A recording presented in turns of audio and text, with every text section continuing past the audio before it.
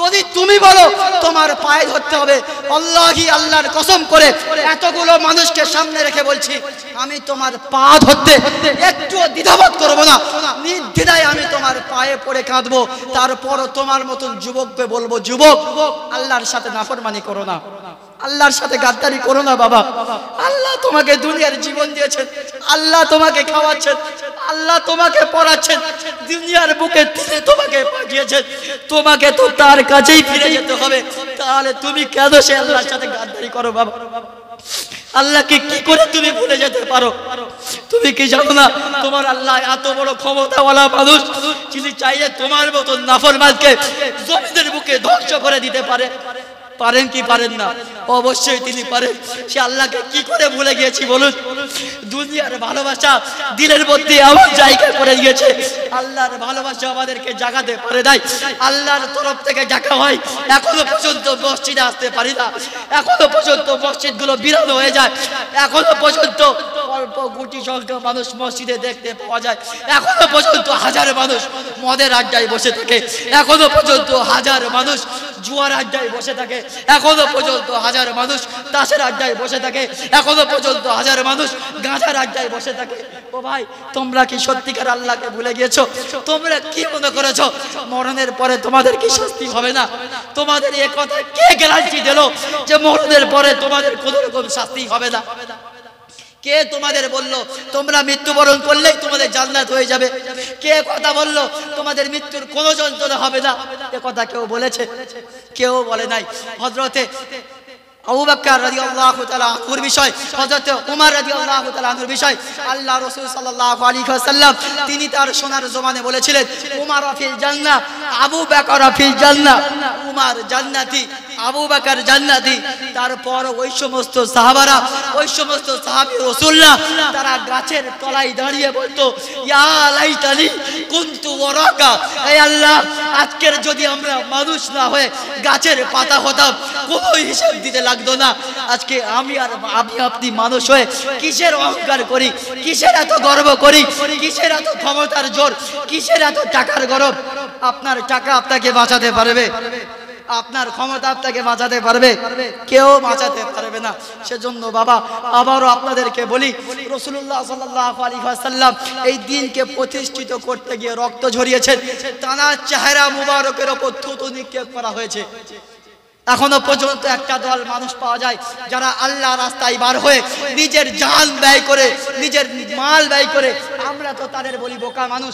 দাওয়াত ও তাবলীগের প্ল্যাটফর্মে হাজার হাজার মানুষ ঘুরে বেড়াচ্ছে, যারা নিজের ঘর ছেড়েছে, বউ ছেড়েছে, বাচ্চা ছেড়েছে, সবারকে ছেড়ে দিয়ে যারা আল্লাহ রাস্তায় বার হয়ে নিজের এলাকার ভালো মসজিদ ছেড়েছে, ভালো খাবার ছেড়েছে, অন্য এলাকায় গিয়ে নিজেরা রান্না করে খেয়ে তারপরও মানুষের দ্বারে গিয়ে বলেছে, বাবা আল্লাহর বান্দা আল্লাহর দিকে ফিরে এসো। তারপর এখনো পর্যন্ত সময় হয় নাই, এখনো পর্যন্ত ফিরে আসার কথা একবারের জন্য ভাবি না। এখনো পর্যন্ত দৈনিক তো আল্লাহর তরফ থেকে ডাক যায়, হাইয়া আলাস সালাহ, এসো তুমি নামাজের দিকে, হাইয়া আলা ফালাহ, এসো তুমি কামিয়াবের দিকে, এটাই মধ্যে তো তোমার সফলতা। এ কথা কি আমাদের কান পর্যন্ত যায় না? ভাই যায় কি যায় না? যেদিন আমি আর আপনি মার বুক চিরে, মাকে রক্তের নদী নালা বইয়ে দিয়ে, মা রক্তের স্রোত বইয়ে দিয়েছিল, যেদিন মা 12 হাত শাড়ি পুরো রক্তে লাল করে দিয়েছিল, যেদিন মা আমাকে দুনিয়ার মুখ দেখাতে গিয়ে পুরো জ্ঞান শূন্য হয়ে জমিনের বুকে পড়ে গিয়েছিল, সেদিন আমি আর আপনি যেদিন মার বুক চিরে দুনিয়ার মুখ যেদিন দেখেছিলাম, সর্বপ্রথম আমাদের কানে কোন কথা বলা হয়েছিল? একটা কানে আজান দেওয়া হয়েছিল, অপর কানে ইকামত দেওয়া হয়েছিল। কিসের জন্য? কিসের জন্য? তোমাকে প্রথম জানিয়ে দেওয়া হলো, দুনিয়ার যত বাদশা দেখো না কেন, সব থেকে বড় বাদশা কে? আল্লাহ। দুনিয়ার যত পথ যত মত দেখো না কেন, সব থেকে উত্তম চরিত্রের মানুষকে? মুহাম্মদ রাসূল সাল্লাল্লাহু আলাইহি ওয়াসাল্লাম। কি বললাম? মুহাম্মদ রাসূল সাল্লাল্লাহু আলাইহি ওয়াসাল্লাম। যত ভালো মন্দর পথ দেখো না কেন, সমস্ত ভাড়াই কোথায়? নামাজের মধ্যে। বলা হয় নাই এখনো পর্যন্ত? প্রতিনিয়ত প্রতিটা দিন ফজরের নামাজের সময় বলা হয়, আসসালাতু খায়রুম মিনান নাওম, নিশ্চয়ই নামাজ ঘুম অপেক্ষা হাজার উত্তম। বলা হয় কি হয় না? যার আদর্শ সংক্রান্তে স্বয়ং আল্লাহ পাক আল্লাহ রাব্বুল আলামিন পবিত্র কোরআন পাকের মধ্যে বলেন, ইন্নাকা লাআলা খুলুকিন আযীম। আল্লাহ said in the Quran, surely your model best of the world। যার আবিধানিক অর্থ হলো আল্লাহ পাক আল্লাহ রাব্বুল আলামিন বলেন, হে আমার রাসূল, আপনার আদর্শ হলো চূড়ান্ত পর্যায়ে সর্বশ্রেষ্ঠ। যার আদর্শ সংক্রান্তে হিন্দু ধর্মের গ্রন্থের মধ্যেও বলা হয়, হতার মিন্দ মহাসুরিন্দ আল্লাহ জ্যেষ্ঠম শ্রেষ্ঠম পূর্ণম ব্রহ্মহনমল্লম লা ইরাতি পাপম ইল্লাহ পরম পদম জন্ম বৈকুণ্ঠ পর পরিণতিত জপিনা মুহাম্মাদম নম। যার আবিধানিক অর্থ হলো আল্লাহ তাআলা বলেন, আমি হলাম মহা ইন্দ্রের ইন্দ্র। লা ইলাহা বললে সমস্ত পাপ মাফ হয়ে যায়, আর ইল্লাহ বললে প্রচুর সম্মানের অধিকারী হওয়া যায়। আর যদি তোমাদের মতন মানব জাতি চায় চিরতরের মতন স্বর্গে বাস করতে, তাহলে সেই মোহাম্মদের নাম জপ করো, যে মোহাম্মদ সম্পর্কে বলা হয়, যিনি দণ্ডায়মান হলে আসমান গর্ববোধ করে, যিনি বসিলে ধরণী আনন্দ উপলব্ধি করে, যিনি হাসিলে জান্নাত সৌন্দর্যতা লাভ করে, যিনি কাঁদলে জাহান্নাম ভয় পায়, যার মুখের উজ্জ্বলতার কাছে দিন আলো ফিরে পায়, যার চুলের কৃষ্ণতার কাছে রাতের অন্ধকার হার মানে, যার খুশবুতে মেশকে আম্বর আপন খুশবু ফিরে পায়, যার পরশ গুণে নরকবাসী স্বর্গবাসী হয়, যার সম্পর্কে বলা হয়, যিনি মাতৃ গর্ভে থাকাকালীন, মার পেটের মধ্যে থাকাকালীন নিজের জন্মদাতা পিতাকে চিরতরের মতন বিদায় জানিয়েছিলেন। দু চোখ ভরে, দু নয়ন ভরে কোনোদিনের জন্য নিজের আব্বাকে দেখতে পারে নাই, কোনোদিন নিজের জবান দ্বারা আব্বাকে আব্বা বলে ডাকতে পারে নাই। শুধু তাই নয়, যার সম্পর্কে বলা হয়, যিনি বাল্যকাল মাত্র 6 বছর বয়সে পেটে ধরা মা, নারীর সাথে জড়িয়ে থাকা মা, সে মাকেও তিনি চিরতরের মতন হারিয়েছিলেন। মরুর পাহাড়ের উপর তিনি চিৎকার দিয়ে ছটফট করে কেঁদেছিলেন আর বলেছিলেন, হে আমার আম্মা, আমি জন্ম নেওয়ার পর থেকে কোনোদিন নিজের দু নয়ন ভরে আব্বাকে দেখতে পারলাম না, কোনোদিন নিজের জবান দ্বারা আব্বাকে আব্বা বলে ডাকতে পারলাম না, কোনোদিন আব্বাকে একবারের জন্য দেখার সুযোগ পেলাম না। আমি প্রতিনিয়ত যখন ময়দানে খেলাধুলা করার ক্ষেত্রে যখন যারা খেলাধুলা করতো, আমি যখন দেখতে যেতাম, আমি খেয়াল করে দেখেছি মা, প্রত্যেকটা সময়ে দেখতাম সূর্য যখন অস্ত যেত, দিন যখন ঘনিয়ে আসতো, রাত প্রহর যখন শুরু হতো, তখন প্রত্যেকটি সন্তানের বাবা এসে নিজেদের কলিজার টুকরাদেরকে কোলে তুলে নিয়ে আদর করতে করতে চুম্বন দিতে দিতে বাড়ি নিয়ে যায়। মা, আমি কোনোদিন এমন মানুষ পাই নাই যে মানুষটা আমাকে আব্বার মতন ভালোবাসা দিয়ে আমাকে ওইভাবে কোলে তুলে নিয়ে আদর করে করে চুম্বন দিতে দিতে ভরিয়ে নিয়ে আমাকে বাড়ি আসবে, কোনোদিন আমি দেখতে পারলাম না। আজকে বয়স আমার 6, এমন সময় তুমিও আমাকে বিদায় জানিয়ে চিরতরের মতন চলে গেলে। আমি বাপ হারা সন্তান হয়েছিলাম, মাকেও চিরতরের মতন হারিয়ে দিলাম। বাপ হারা মা হারা সন্তান, এতিম নবী, বিশ্ব নবী, যিনি লালিত পালিত হতে লেগেছিলেন নিজের দাদার কাছে 8 থেকে 9 বছর বয়স। এমন সময় তার দাদা মাথার উপর ছায়া হিসাবে ছিল, তিনিও চিরতরের মতন বিদায় জানিয়ে চলেছিলেন। আল্লাহ রাসূল সাল্লাল্লাহু আলাইহি ওয়াসাল্লাম পুরো অসহায় হয়ে পড়েছিলেন, মক্কা নগরীতে পুরো তিনি অসহায় হয়ে পড়েছিলেন। তিনি বলেছিলেন, হে আল্লাহ, আমি নিজের আব্বাকে দেখতে পারি নাই, 6 বছর বয়সে নিজের মাকে হারিয়েছি, 8 বছর বয়সে দাদা চলে গেল, আমি কার কাছে লালিত পালিত হতে লাগবো? তারপর লালিত পালিত হতে লেগেছিল নিজের চাচার কাছে। এই ছিল তার চরিত্র। আসুন না প্রত্যেকে একবার মহব্বতের সঙ্গে সেই নবীর ওপর লাখো কোটি দরুদ ও সালাম বর্ষিত হোক। প্রত্যেকে একবার হৃদয়ের স্পন্দ থেকে বলি সাল্লাল্লাহু আলাইহি ওয়াসাল্লাম। আর একটু জোরে বলা গেল না, সাল্লাল্লাহু আলাইহি ওয়াসাল্লাম। অতঃপর আজকের মহিত অনুষ্ঠানে আলোচনা সুবচনা করার পূর্বে সর্বপ্রথম আমি সেই মহান আল্লাহ পাক আল্লাহ রাব্বুল আলামিনের দরবারে দোয়া জানিয়ে রেখে যে আল্লাহ, যতক্ষণ পর্যন্ত আলাপ আলোচনা হবে আপনি কোরআন ও হাদিস ভিত্তিক আলোচনা করিয়ে নেবেন। বক্তা এবং শ্রোতা উভয়কে বলা এবং শোনার থেকে বেশি বেশি আমল করা তৌফিক দান করবেন। প্রত্যেকে বলুন আল্লাহুম্মা আমিন, আল্লাহুম্মা আমিন। একদল মানুষ আমিন বলছে, একদল মানুষ চুপ করে আছে, জানে আমিন বললে যদি কবুল হয়ে যায় তাহলে আমল করতে হবে। এতদিন যেরকম দাড়ি ছেঁচে বেড়াচ্ছিলাম, যদি আল্লাহ কবুল করে নেয় দাঁড়িয়ে আর চাঁচতে পারবো না। এতদিন নামাজ না পড়ে ঘুরে বেড়াচ্ছিলাম, যদি আল্লাহ দিনের জন্য কবুল করে নেয় তাহলে নামাজ না পড়ে ফাঁকি দিতে আর পারবো না। এতদিন সমাজকে ঠকিয়ে ঠকিয়ে খাচ্ছিলাম, হারাম মাল খেয়েছিলাম। যদি আল্লাহ হেদায়েত দিয়ে দেয়, যদি আল্লাহ তাআলা কবুল করে নেয়, আর তো ঠকাতে পারবো না। বন্ধ গ্রুপ, লোন গ্রুপ, কোনো রকমের লোন তো আর বাড়িতে টেনে আনতে পারবো না। এজন্য আমিন বলতেও ভয় পাচ্ছে।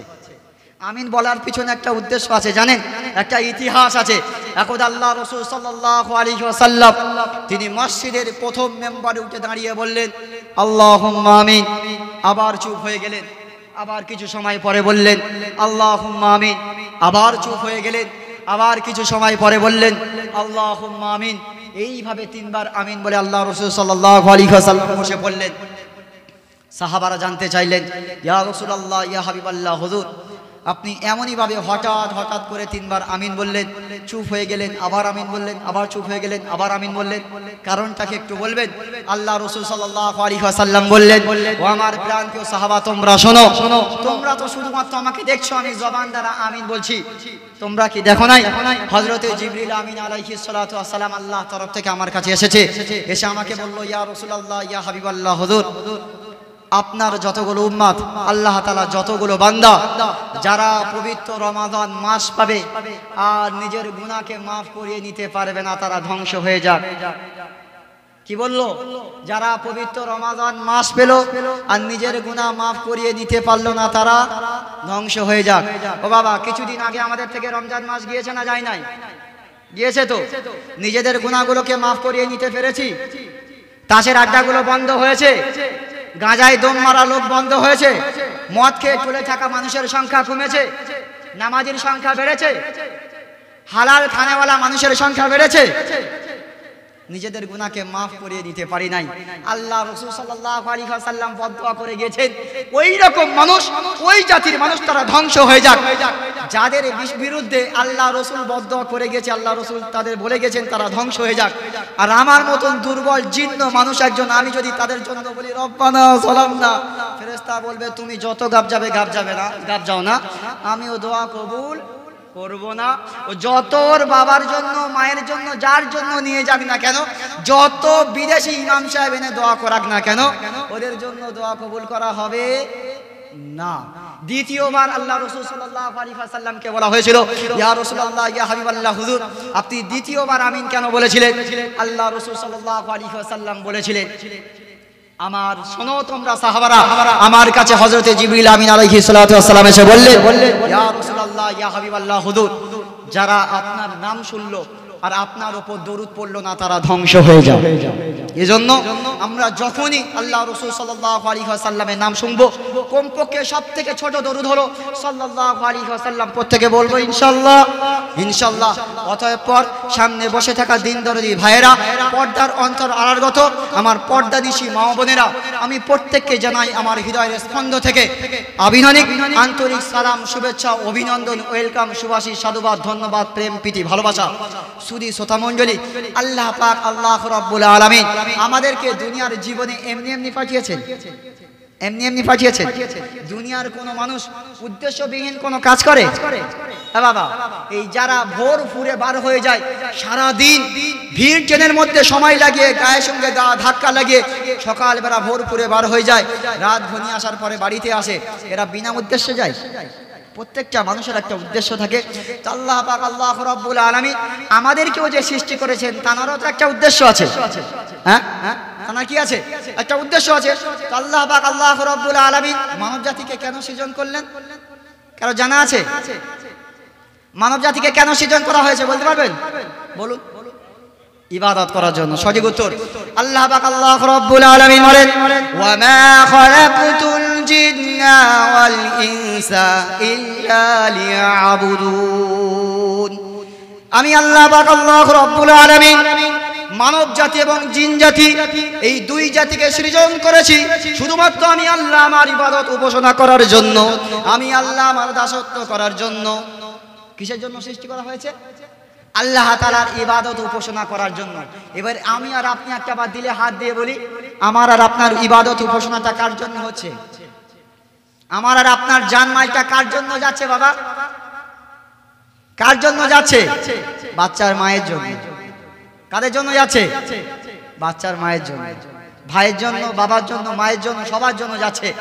যিনি আমাদেরকে সময় দিয়েছেন, যিনি আমাদেরকে সৃজন করেছেন, তিনি আমাদের থেকে সময় পাচ্ছেন না। আমাদের সময়ের ভাগ পাচ্ছে খেলোয়াড়, গায়ক গায়িকা, নায়ক নায়িকা, সুপারস্টার, সমাজের সমস্ত মানুষ আমাদের সময়ের ভাগ পায়। আমার বিবি আমার সময়ের ভাগ পায়, আমার বাচ্চা আমার সময়ের ভাগ পায়, আমার বাবা আমার সময়ের ভাগ পায়, আমার বন্ধু আমার সময়ের ভাগ পায়, আমার বান্ধবী আমার সময়ের ভাগ পায়, আমার আত্মীয় স্বজন আমার সময়ের ভাগ পায়, দুনিয়ার সমস্ত মানুষ আমার সময়ের ভাগ পায়। যিনি আমাকে সময় দিয়েছেন তিনি আমার থেকে সময় পান না।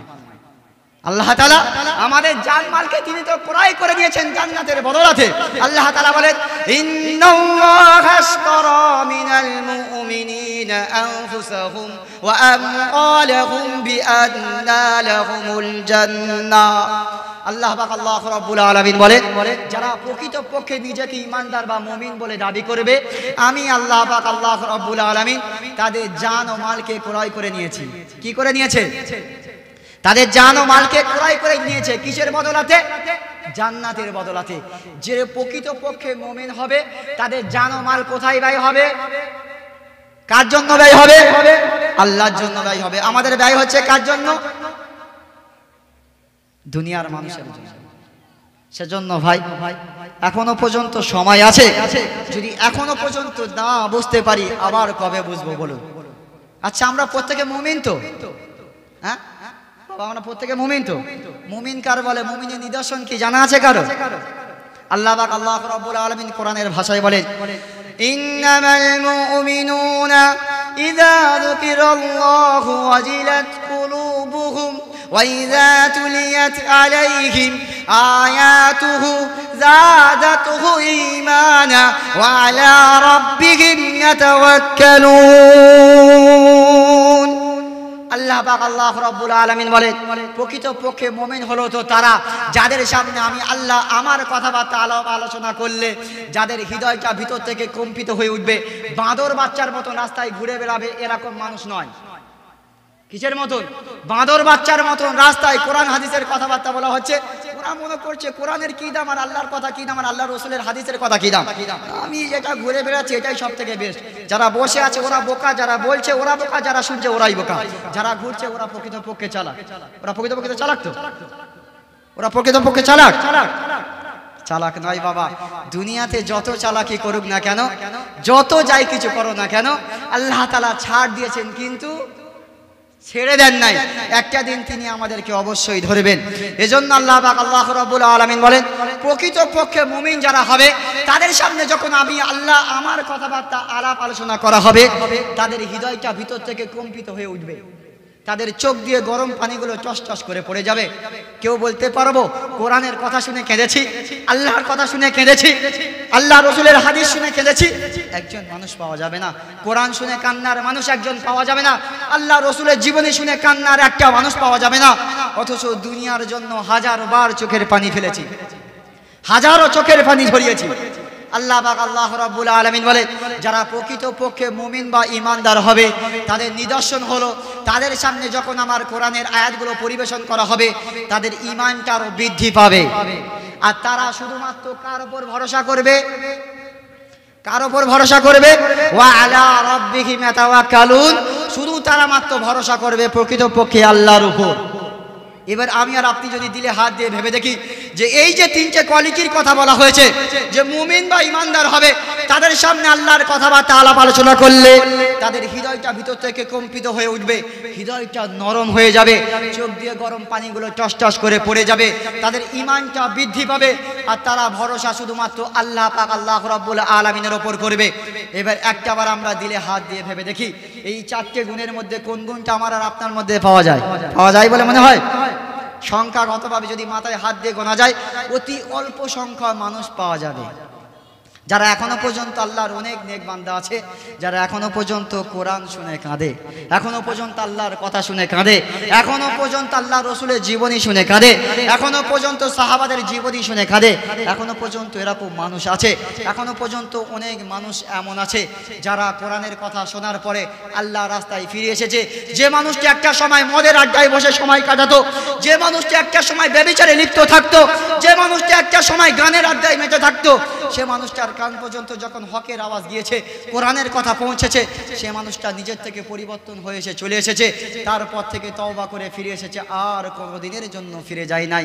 এজন্য ভাই এখনো পর্যন্ত সময় আছে, যদি পরিবর্তন না করাতে পারি, আল্লাহ তাআলা যেমন আমাদেরকে সর্বশ্রেষ্ঠ বলে ঘোষণা করেছেন, যদি পরিবর্তন না করাতে পারি ওই রকম ভাবে সর্বনিকৃষ্ট বলেও ঘোষণা করেছেন।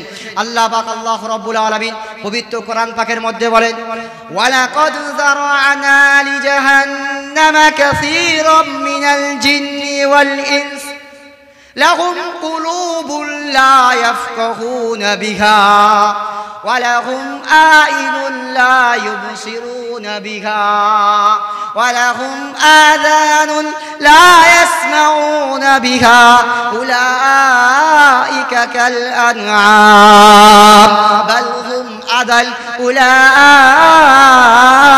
হুমুল গাফিলুন। আল্লাহ পাক আল্লাহ রাব্বুল আলামিন বলেন, আমি বেশিরভাগ মানব জাতি এবং জিন জাতিকে সৃজন করেছি জাহান্নামের খাদ্য স্বরূপ, যাদের দিয়ে জাহান্নামকে ভরপুর করা হবে। তারা কারা?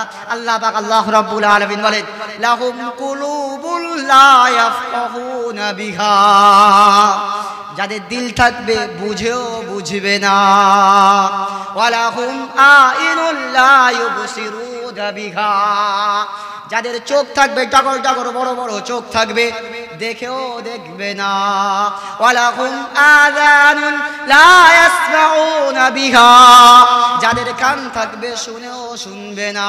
আল্লাহ পাক আল্লাহ রাব্বুল আলামিন তাদেরকে চতুষ্পদ প্রাণীর সঙ্গে সমতুল্য করে বললেন, উলাইকা কাল আন'আম, এরা হলো চতুষ্পদ প্রাণীর ন্যায় মানব হতে পারে, দেখতে মানুষরূপী হতে পারে, প্রকৃতপক্ষে এরা হলো মানুষ নয়, এরা হলো চতুষ্পদ প্রাণী থেকেও আরো নিকৃষ্ট। আল্লাহ পাক আল্লাহ রাব্বুল আলামিন বলেন, বাল হুম আদাল, বরং তার থেকেও আরো বেশি নিকৃষ্ট। কি বললো? চতুষ্পদ প্রাণীর সমতুল্য। শুধু তাই বলেন নাই, আরো বললেন বাল হুম আদাল, বরং তার থেকেও আরো বেশি নিকৃষ্ট। উলাইকা হুমুল গাফিলুন, এরাই হলো প্রকৃতপক্ষে অলসতাকারী মানুষ, এরাই হলো প্রকৃতপক্ষে অলসতাকারী মানুষ। আচ্ছা বলুন, আল্লাহ তাআলা আমাদের দিল দিয়েছেন, দিমাগও দিয়েছেন কিসের জন্য? বাবা, দিমাগ দিয়েছেন কিসের জন্য? আমাদের এই দিমাগের মধ্যে সূক্ষ্ম সূক্ষ্ম তার দেয়া আছে, যদি একটা তারকে আল্লাহ তাআলা লুজ করে দিতেন, রাস্তায় পায়খানায় গুড়িয়ে খেতাম, শরীরের পোশাক আশাক ঠিক থাকতো না, কোথায় অবস্থান করতাম, কি খেতাম, নিজের ঠিক থাকতো না। আল্লাহ তাআলা আমাদের ব্রেন শক্তি সবকিছু ঠিক দিয়েছেন। কিসের জন্য দিয়েছেন? যে মানব, তুমি তোমার বুদ্ধি বিবেক লাগিয়ে তুমি যাচাই করবে কোনটা তোমার জন্য জায়েজ, কোনটা না জায়েজ, কোনটা তোমার জন্য বৈধ, কোনটা অবৈধ, কোনটা তোমার জন্য হালাল, কোনটা তোমার জন্য হারাম, কোনটা তোমার করণীয়, কোনটা তোমার বর্জনীয়। আজকে আমাদের দিল আছে, আমরা বুঝছি, হ্যাঁ, জাতির একদল মানুষ আল্লাহ রাস্তায় বার হয়ে আমাদেরকে দলীয় ভাবে আমাদেরকে বোঝাতে থাকছে। দাওয়াত ও তাবলীগ এমন একটা প্ল্যাটফর্ম, যারা নিজের খায়, নিজের সময় ব্যয় করে, নিজের আত্মীয় স্বজনদের সম্পর্কের সঙ্গে তাদের সম্পর্ক ত্যাগ করে, নিজের এলাকা ছাড়ে, ভালো মন্দ খানা ত্যাগ করে, অন্য এলাকায় মানুষদের কাছে গিয়ে হাতে পায়ে ধরে বিনয়ের সঙ্গে তাদের কাছে বলে, বাবা আল্লাহর বান্দা, আল্লাহর দিকে ফিরে এসো। কি বলে? আল্লাহর বান্দা, আল্লাহর দাসত্ব করো, আল্লাহকে চিনে যাও। সময় থাকতে থাকতে যদি আল্লাহকে না চেনো, কবরে গেলে আল্লাহ তোমার চিনিয়ে যাবে আল্লাহ তাআলা কি জিনিস। আমাদের মতন যন্ত্রগুলো আমরা মনে মনে করছি, এতদিন পর্যন্ত এত বক্তা, এত মাওলানা, এত মৌলভী সাহেব, এত দিনের দায়ী, এত তাবলীগের আমির সাহেব সারা জীবন বলে আসছে কবরে উমুক আযাব হবে, এত বড় সাপ থাকবে, কবরে ফেরেশতা থাকবে, কানার অন্ধ হবে, কানার কালো হবে, শুনতে পাবে না, দেখতে পাবে না, উদাম শুধু চালাবে। আমরা মনে মনে করছি সকালবেলা সূর্য উদয় হওয়ার পর থেকে নিয়ে সূর্য অস্ত যাওয়া পর্যন্ত একটা মুহূর্ত গুনাহ থেকে বেঁচে থাকতে পারি না। কোথায় আল্লাহ তাআলার আযাব, কোথায় জাহান্নামের শাস্তি, কোথায় কবর, কোথায় বড় বিছা, কোথায় বড় সাপ, কোথায় সেই আল্লাহর নির্দিষ্ট করা ফেরেশতা যারা আমাদের উপর মারধর করবে, যারা আমাদেরকে শাস্তি দেবে, তারা কোথায়? একটা উদাহরণ পেশ করলে আপনারা বুঝতে পারবেন। আপনাদের এলাকায় ছিপ ফেলা হয়তো, বাবা কথা বলো না, ছিপ ফেলা হয়তো? ছিপ যখন ফেলা হয় দেখবেন ছিপের ওপরে একটা নিশানা থাকে, ওটাকে কি বলে বাবা? ছোঁয়া বলে। ছোঁয়াটা কেন লাগাই বলতে পারবেন? নিচেই রাখা খাবারটাই যখন মাছ মুখ দেবে, ওই চোঁয়াটা তখন নড়ে বুঝিয়ে দেবে যে তুমি যে ফাঁদটা বেঁধেছো, ফাঁদে একজন পা দিয়েছে, তুমি পারলে সুযোগ বুঝে যদি টান দিয়ে তুলতে পারো তাহলে মাছ ধরতে হবে, এই জন্য দেওয়া হয়। তো একটা পুকুরে একটা লোক ছিপ ফেলছে, একটা বড় মাছ দাঁড়িয়ে আছে, একটা ছোট মাছ ধীর গতিতে বীরের মতন ছুটে যাচ্ছে আহারটা ভক্ষণ করার জন্য। বড় মাছটা দেখে বলছে, এই বাবু শোনো। বলে কি? তুমি কোথায় যাচ্ছ? বলে ওই দেখছো না কত সুন্দর খাবার ঝুলিয়ে রেখেছে, আমাদের থেকে ওপর থেকে পাঠানো হয়েছে, কত সুন্দর খাবার দেখছো না, ওটা ভক্ষণ করতে যাচ্ছি। নিজের পেটের খিদে আমাদের শোনানোর মতন সময় নাই। ও ভাই, আল্লাহ পাক আল্লাহ রাব্বুল আলামিন দুনিয়ার জীবনটা ধোঁকার পুঁজি ছাড়া আর কিছু নাই, এটা তিনি কোরআনের ভাষায় বলেছেন, ওয়ামাল হায়াতুদ দুনিয়া ইল্লা মাতাউল গুরুর। দুনিয়ার জীবনটা একটা ধোঁকার পুঁজি ছাড়া আর কিছু নয়। কি বললাম? দুনিয়ার জীবনটা একটা ধোঁকার পুঁজি ছাড়া আর কিচ্ছু নয়। এজন্য দুনিয়ার জীবনটা একটা ধোঁকার পুঁজি ছাড়া আর কিছু না। আপনি বুঝবেন কিভাবে? একটা বাবার 4টে ছেলে, যে ছেলের বেশি টাকা ইনকাম, বাবার সাথে ভালো সম্পর্ক, বাবার বেশি টাকা দেয়, বাপ তার কম ভালোবাসে না বেশি ভালোবাসে? কেন? ওই সন্তানটাকে পেটে ধরেছিল, বাকি সন্তানগুলো পিঠে ধরেছিল। হ্যাঁ, টাকা বেশি দিচ্ছে। স্ত্রী যদি সমস্ত তার মনস্কামনা যদি পূরণ করতে পারে, স্বামীটা ভালো হয় না খারাপ হয়? টাকা শর্ট পড়ে গেছে, কম পড়েছে, স্ত্রী বাইনা পূরণ করতে পারো না, স্ত্রী মুখ বাঁকিয়েছে, সমাজের বুকে নালিশ করেছে, সমাজের মানুষের কাছে বলেছে, বাবা মার কাছে বলেছে, তোমরা এমন একজনের হাতে আমাকে তুলে দিয়েছো যে আমার শখ শান্তি পূরণ করতে পারে না, যে আমার মনস্কামনা পূরণ করতে পারে না, যে আমার শোক সাজ্জা পূরণ করতে পারে না, যে আমার জন্য নতুন পোশাক আশাকের ব্যবস্থা করতে পারে না, যে আমার জন্য ভালো খাবারের ব্যবস্থা করতে পারে না। বলে কি বলে না? বাপ বুড়ো হয়ে গিয়েছে, ইঁড়ে গরু 8-10টা তৈরি করে দিয়েছে, বাবা মারা গেছে, ইঁড়ে গরু 8-10টা বলতে, বাপ আমাদের জন্য কি করেছে? আরে খালি খেয়েছে আর খালি চামড়া মোটা করে কবরে চলে গেছে। এই ভাই ভাইয়ের মধ্যে দ্বন্দ্ব বাঁধিয়ে কবর পর্যন্ত চলে গেছে। ও ভাই, বাপ ওদের না খেয়ে মানুষ করেছে? হ্যাঁ, বাপ রক্ত ঝরানো মেহনত করে, নিজেকে গোলাম বানিয়ে মেহনত করে সন্তানদের মুখে খাইয়েছে, আর এঁড়ে গরুর মতন দুনিয়ার জীবনটা পেয়ে তুমি বলছো তোমার জন্য বাবা তোমার জন্য কি করেছে? এই জন্য বাবা, দুনিয়ার জীবনটা ধোকার পুঁজি ছাড়া আর কিছুই নয়, দুনিয়ার মোহমায়ায় জড়ানো সম্পূর্ণ বৃথা। সেজন্য যদি ভালোবাসতে হয়, কার ভালোবাসবো? আল্লাহ রাসূল সাল্লাল্লাহু আলাইহি ওয়াসাল্লাম আমাদের জন্য তিনি কি না কষ্ট করেছেন বলুন? আমরা তো সব জানি, তারপরও ভাই মানতে কেন এত কষ্ট হয় আমাদের? আল্লাহ রাসূল সাল্লাল্লাহু আলাইহি ওয়াসাল্লাম, সময় অতি সংক্ষিপ্ত হয়ে আসে, বাইরে থেকে দূর দূরান্ত বক্তারা আছেন, তারা চলে এসেছে। এই কথাটা লাস্ট আমি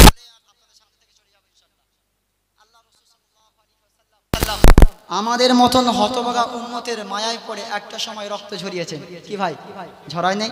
তায়েফের জমিনে আল্লাহ রাসূল সাল্লাল্লাহু আলাইহি ওয়াসাল্লাম ওই সমস্ত মানুষদের কাছে ইসলামের বার্তার কথা যখন বলতে গেল, কলেমার দাওয়াত যখন তারা দিতে গেল, তায়েফের দুষ্টু কাফের বেদিনরা আল্লাহ রাসূলকে চিনতে পারে নাই, আল্লাহ রাসূলকে তারা বুঝতে পারে নাই, ইসলাম ধর্ম সত্য তারা মানতে পারে নাই। তারা তাদের বাচ্চাদের নিয়ে কৌশল করে আল্লাহ রাসূল সাল্লাল্লাহু আলাইহি ওয়াসাল্লামের উপর পাথর দিয়ে নিক্ষেপ করেছিলেন। জানা আছে না নাই? জানা আছে। আল্লাহ রাসূল সাল্লাল্লাহু আলাইহি ওয়াসাল্লামকে এতটা মারধর করা হয়েছিল, এতটা অত্যাচার করা হয়েছিল, এমন ভাবে নির্যাতন করা হয়েছিল, এমন ভাবে পাথর নিক্ষেপ করা হয়েছিল, আল্লাহ রাসূল সাল্লাল্লাহু আলাইহি ওয়াসাল্লামের পুরো শরীর মুবারক রক্তাক্ত হয়ে গিয়েছিল। আল্লাহ রাসূল সাল্লাল্লাহু আলাইহি ওয়াসাল্লাম আমাদের মতন হতভাগা উম্মতের মায়ায় পড়ে জ্ঞান শূন্য হয়ে বেহুশ হয়ে জমিনের বুকে পড়ে কেঁদেছিলেন। কাদের জন্য? কাদের জন্য বাবা, কাদের জন্য? আমাদের মতন হতভাগা উম্মতের মায়ায় পড়ে আল্লাহ রাসূল সাল্লাল্লাহু আলাইহি ওয়াসাল্লামকে এতটা মারধর করা হয়েছিল, পুরো শরীর মুবারক চূর্ণ বিচূর্ণ হয়ে গিয়েছিল, রক্তাক্ত হয়ে গিয়েছিল, পায়ে পরা জুতোটা পায়ের সাথে জমাট বেঁধে গিয়েছিল। আল্লাহ রাসূল সাল্লাল্লাহু আলাইহি ওয়াসাল্লাম গুটি গুটি পায়ে তায়েফ শহর ছেড়ে যখন বিদায় জানাবে বলে চলে আসে, একটা পা ফেলে এক জায়গায়, সরে চলে যায় অপর জায়গায়। আল্লাহ রাসূল সাল্লাল্লাহু আলাইহি ওয়াসাল্লাম বেহুশ হয়ে জ্ঞান হারিয়ে জমিনের বুকে নত করে পড়ে যায়। তায়েফের দুষ্টু কাফের বেদিনরা আব্দুল্লাহর বেটা মুহাম্মদ আল্লাহ রাসূল সাল্লাল্লাহু আলাইহি ওয়াসাল্লামের হাত দুটো শক্ত করে ধরে বলেছিল, এই আব্দুল্লাহর বেটা মুহাম্মদ, যদি তোমার মৃত্যুবরণ করতে হয়, যদি তোমার মরতে হয়, তুমি তায়েফের বুকে মৃত্যুবরণ করো না, তায়েফের বুকে তুমি তোমার প্রাণ ত্যাগ করো না। এখানে তোমার কাফন দাফন করার মতন কেউ নাই, এখানে তোমার শেষ বিদায় জানানোর মতন কেউ থাকবে না, তুমি তায়েফ বিদায় জানিয়ে চলে যাও, তুমি এখান থেকে রওনা দাও। আল্লাহ রাসূল সাল্লাল্লাহু সাল্লাল্লাহু আলাইহি ওয়াসাল্লাম রক্ত মাখা শরীর নিয়ে গুটি গুটি পায়ে কিছুটা পথ গিয়েছে। আল্লাহর তরফ থেকে ফেরেশতা এসেছে, এসে বলছে ইয়া রাসূলুল্লাহ, ইয়া হাবিবাল্লাহ, হুজুর আপনাকে এরকম রক্তাক্ত অবস্থা দেখে আল্লাহর আরশ পর্যন্ত কাঁদছে। কারা কাঁদছে? আল্লাহর আরশ পর্যন্ত কাঁদছে। সাহাবারা ফেরেশতারা বলছে ইয়া রাসূলুল্লাহ, ইয়া হাবিবাল্লাহ, হুজুর আমরা সমস্ত ফেরেশতা আপনার এরকম রক্তমাখা শরীর দেখে আমরা কান্নায় ভেঙে পড়েছি। পুরো কান্নার মজমা বসে গিয়েছে।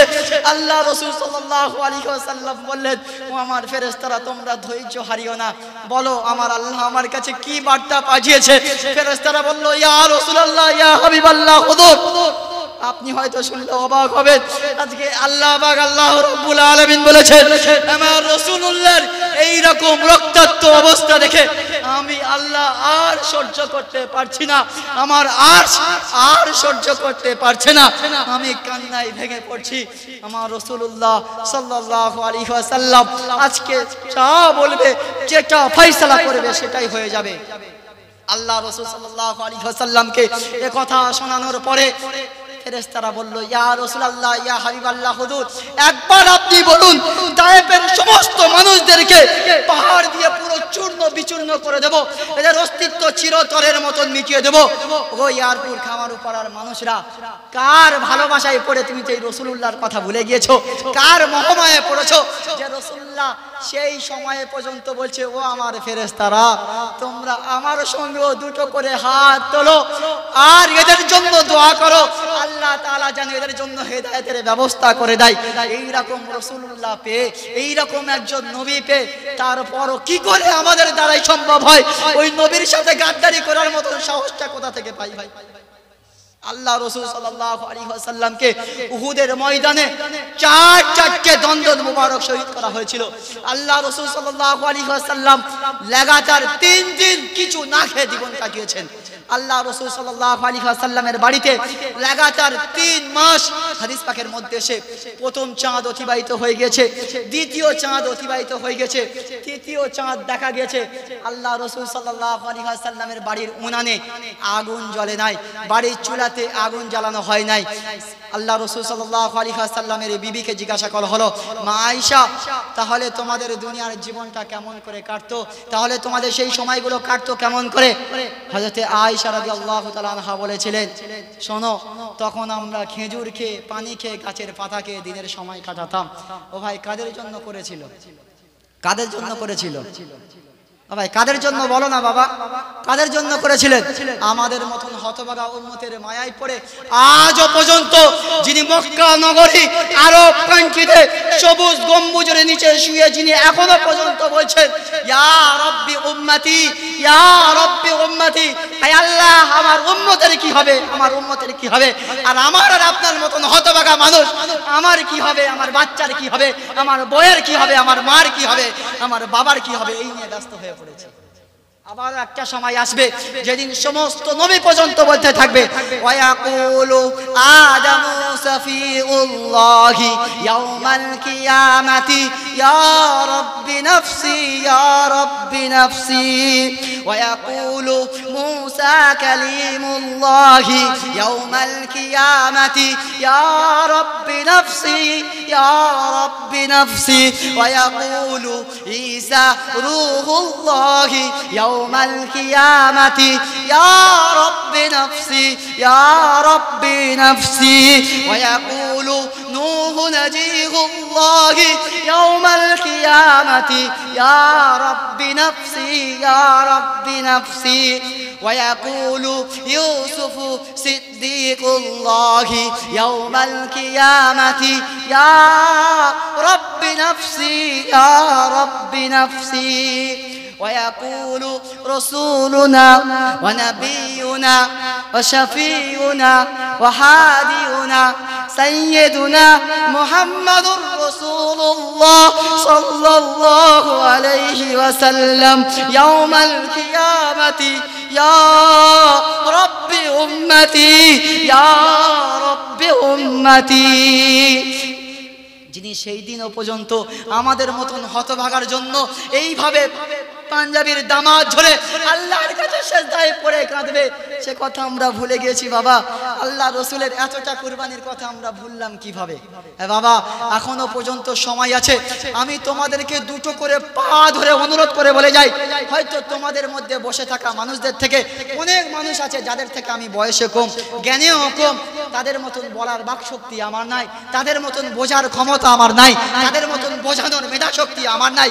কিন্তু আল্লাহ তাআলা আমার দ্বারাই দিনের যে খেদমতটা নিচ্ছেন, এতটুকু খেদমতে আপনাদের সামনে হাজির হয়ে একটাই কথা বলবো বাবা, যদি তুমি বলো তোমার পায়ে ধরতে হবে, আল্লাহি আল্লাহর কসম করে এতগুলো মানুষকে সামনে রেখে বলছি, আমি তোমার পা ধরতে একটু দ্বিধাবোধ করবো না, নির্দ্বিধায় আমি তোমার পায়ে পড়ে কাঁদবো। তারপর তোমার মতন যুবককে বলবো, যুবক আল্লাহর সাথে নাফরমানি করো না, আল্লাহর সাথে গাদ্দারি করো না বাবা। আল্লাহ তোমাকে দুনিয়ার জীবন দিয়েছেন, আল্লাহ তোমাকে খাওয়াচ্ছেন, আল্লাহ তোমাকে পড়াচ্ছেন, দুনিয়ার বুকে তিনি তোমাকে পাঠিয়েছেন, তোমাকে তো তার কাছেই ফিরে যেতে হবে। তাহলে তুমি কেন সে আল্লাহর সাথে গাদ্দারি করো বাবা? আল্লাহকে কি করে তুমি ভুলে যেতে পারো? তুমি কি জানো না তোমার আল্লাহ এত বড় ক্ষমতাওয়ালা মানুষ, যিনি চাইলে তোমার মতন নাফরমানকে জমিনের বুকে ধ্বংস করে দিতে পারে? পারেন কি পারেন না? অবশ্যই তিনি পারেন। সে আল্লাহকে কি করে ভুলে গিয়েছি বলুন? দুনিয়ার ভালোবাসা দিলের মধ্যে এমন জায়গা করে দিয়েছে, আল্লাহর ভালোবাসা আমাদেরকে জাগাতে পারে নাই। আল্লাহর তরফ থেকে ডাকা হয়, এখনো পর্যন্ত মসজিদে আসতে পারি না, এখনো পর্যন্ত মসজিদগুলো বিরান হয়ে যায়, এখনো পর্যন্ত অল্প গুটি সংখ্যক মানুষ মসজিদে দেখতে পাওয়া যায়, এখনো পর্যন্ত হাজার মানুষ মদের আড্ডায় বসে থাকে, এখনো পর্যন্ত হাজার মানুষ জুয়ার আড্ডায় বসে থাকে, এখনো পর্যন্ত হাজার মানুষ তাসের আড্ডায় বসে থাকে, এখনো পর্যন্ত হাজার মানুষ গাঁজার আড্ডায় বসে থাকে। ও ভাই, তোমরা কি সত্যিকার আল্লাহকে ভুলে গিয়েছো? তোমরা কি মনে করেছো মরণের পরে তোমাদের কি শাস্তি হবে না? তোমাদের এ কথা কে গ্যারান্টি দিল যে মরণের পরে তোমাদের কোনো রকম শাস্তি হবে না? কে তোমাদের বললো তোমরা মৃত্যুবরণ করলেই তোমাদের জান্নাত হয়ে যাবে? কে কথা বললো তোমাদের মৃত্যুর কোনো যন্ত্রণা হবে না? এ কথা কেউ বলেছে? কেউ বলে নাই। হযরতে আবু বকর রাদিয়াল্লাহু তাআলা আনহুর বিষয়, হযরত ওমর রাদিয়াল্লাহু তাআলা আনহুর বিষয়, আল্লাহ রাসূল সাল্লাল্লাহু আলাইহি ওয়াসাল্লাম তিনি তার সোনার জবানে বলেছিলেন, উমর ফিল জান্নাহ, আবু বকর ফিল জান্নাহ, উমর জান্নাতি, আবু বকর জান্নাতি। তারপর ওই সমস্ত সাহাবারা, ওই সমস্ত সাহাবী রাসূলুল্লাহ তারা গাছের তলায় দাঁড়িয়ে বলতো, ইয়া লাইতানি কুনতু ওয়ারাকা, হে আল্লাহ আজকের যদি আমরা মানুষ না হয়ে গাছের পাতা হতাম, কোনো হিসাব দিতে লাগতো না। আজকে আমি আর আপনি মানুষ হয়ে কিসের অহংকার করি, কিসের এত গর্ব করি, কিসের এত ক্ষমতার জোর, কিসের এত টাকার গরব? আপনার টাকা আপনাকে বাঁচাতে পারবে? আপনার ক্ষমতা আপনাকে বাঁচাতে পারবে? কেউ বাঁচাতে পারবে না। সেজন্য বাবা আবারও আপনাদেরকে বলি, রাসূলুল্লাহ সাল্লাল্লাহু আলাইহি ওয়াসাল্লাম এই দিনকে প্রতিষ্ঠিত করতে গিয়ে রক্ত ঝরিয়েছেন, তানার চেহারা মুবারকের উপর থুতু নিক্ষেপ করা হয়েছে। এখনো পর্যন্ত একটা দল মানুষ পাওয়া যায় যারা আল্লাহ রাস্তায় বার হয়ে নিজের জান ব্যয় করে, নিজের মাল ব্যয় করে, আমরা তো তাদের বলি বোকা মানুষ।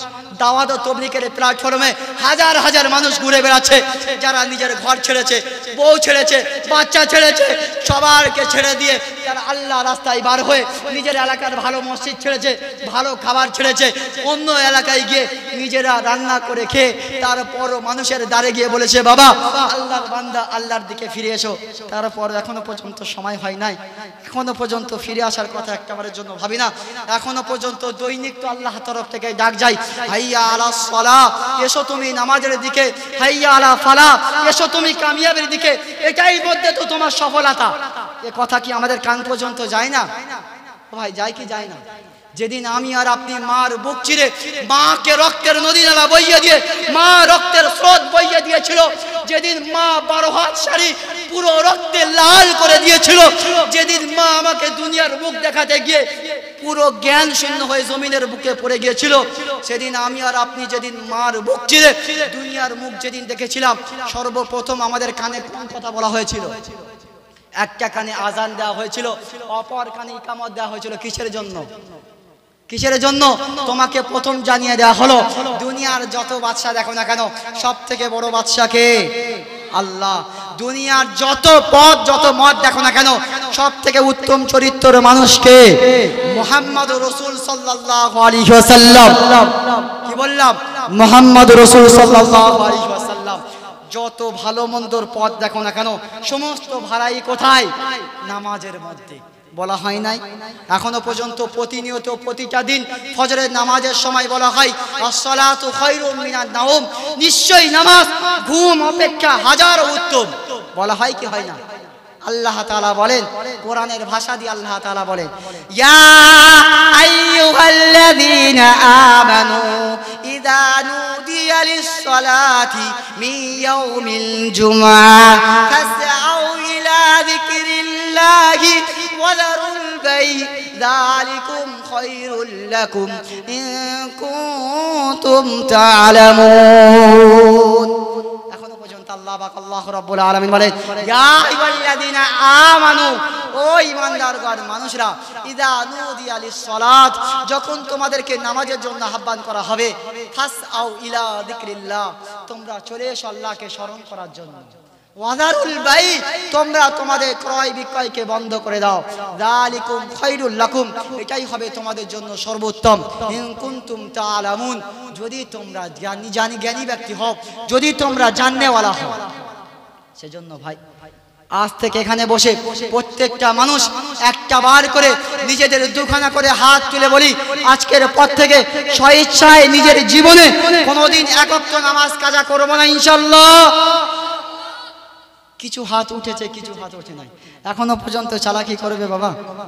দুটো করে হাত তুলে বলা গেল না যে আল্লাহ আজকের পর থেকে স্বেচ্ছায় কোনোদিন আর নামাজ কাজা করব না ইনশাআল্লাহ, কোনোদিন নিজের বাবা মার বিপক্ষে কোনো কথা বলবো না, কোনোদিন হারাম মাল খাবো না, কোনোদিন নিজের বাড়ির মা বোনদেরকে বেপরদায় বার করবো না, কোনোদিন বাড়িতে সুদ ঘুষ হারাম মাল ঢোকাবো না। প্রত্যেকে আমল করার চেষ্টা করবো ইনশাআল্লাহ। আমাদের প্রত্যেকের আকাঙ্ক্ষিত বক্তা, যে বক্তার কথা আমরা বহুদিন পূর্ব থেকে শুনে আসছি, যিনি পূর্ব বর্ধমান থেকে আগত, যিনি এপার বাংলা দ্বিতীয় দেলার হোসেন সাইদি নামে খ্যাত বিখ্যাত। ভাই আমি তো আপনাদের এলাকার মানুষ, মসজিদের ইমাম সাহেব, আমার কথার হয়তো দাম নাই, ও তো প্রতি জুম্মাতে আপনারা শুনছেন, বড় কজা মানুষ নামাজি পড়ছেন। সেই জন্য মসজিদ কমিটিওয়ালারা বললো কমপক্ষে দূর থেকে একটা বক্তা আনা হোক। আমরা গ্রামবাসীরা সবাই মিলে চাঁদা পয়সা তুলে মেহনত করে পরিশ্রম করে ওই সমস্ত মানুষদেরকে এনে ওই সমস্ত মানুষ আসবে আমাদের সামনে, কোরআন ও হাদিস রেখে আলোচনা করবে। আমাদের এলাকার মানুষ যদি একটু পরিবর্তন হয়, একটু যদি নামাজি বাড়ে, সেজন্য ভাই প্রত্যেকের আকাঙ্ক্ষিত বক্তা চলে এসেছে, জনাব হযরত মাওলানা মুফতি ফিরোজ উদ্দিন কাসিমি সাহেব, যিনি হলেন পূর্ব বর্ধমান থেকে আগত। এজন্য ভাই এখনো পর্যন্ত যারা এদিক ওদিক ঘোরাফেরা করছি, প্রত্যেকে গুটি গুটি পায়ে দিক চলে আসি, প্রত্যেকে মহাব্বতের সাথে একবার দরুদ শরীফ পড়ি। আল্লাহুম্মা সাল্লি আলা সাইয়্যিদিনা মাওলানা মুহাম্মদ ওয়া আলা আলি সাইয়্যিদিনা মাওলানা মুহাম্মদ। আর একটা কথা বলি, এতক্ষণ পর্যন্ত যা কিছু বললাম, বলতে গিয়ে হয়তো বড় কথা একটা বলে ফেলেছি। যে ভাষায় বলা দরকার ছিল হয়তো সে ভাষায় বলতে পারি নাই, যেমন ভাবে বোঝানো দরকার ছিল তেমন ভাবে হয়তো বোঝাতে পারি নাই। যদি আমার কথা শুনে কেউ কোনো রকমের দুঃখ কষ্ট ব্যথা পেয়ে থাকো, আল্লাহ রাস্তায় আমাকে ক্ষমা করে দেবে।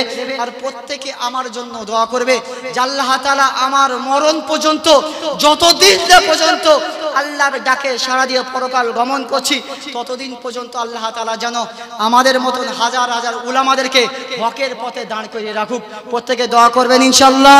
ইনশাআল্লাহ। আসসালামু আলাইকুম ওয়া রাহমাতুল্লাহি ওয়া বারাকাতুহু।